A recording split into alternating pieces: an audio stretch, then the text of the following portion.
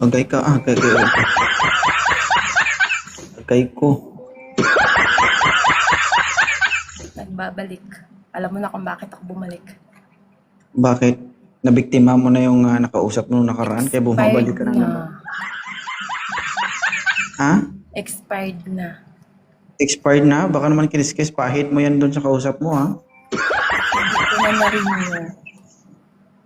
Hindi niya ako na-renew pala. Ay, hindi ka na ranyo. Sige, bukas bigyan kita ng green card kay suki na kita dito. Wala akong marinig. Sana naman makakita ako dito ng matagal yung expiration date. Makakita ka dito, wag mo lang alugin. Pag nabait, wala eh. Kailangan hindi daw mabait. Sige, pakilala. Tapos magpakilala, wait lang, magpakilala ka tapos ipakilala mo rin yung dalawang kasama mo. English na lang na para mali mo may maligaw. Sige, sige. Hi. Ay, kinakabahan ako. Oh my God, ganito pala yung feeling ng first time dito, no? Paano ka kakabahan? Diba? Ako nga Feeling mo pala mag-isa si kayo, no? Dread. Wala pang anak. Sabi mo English. Ay, oo nga pala. Sandali lang. Hi, good evening everyone. My name is Dread.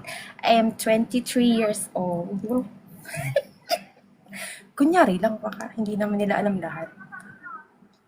23, wala pang anak. From Philippines. And I thank you. Naghahanap, syempre. Hanap mo sa Walang lalaki, naniniwala. Sige, 33. Wala talagang naniniwala. Ito si Tintin. May anak sige, may anak pero hindi anim. Ilan? 7. Paano ka makahanap? Kasi parang abnormal ka man. Sino anim? Ay, di ba? Ilan talaga anak mo? Anim nga. 6.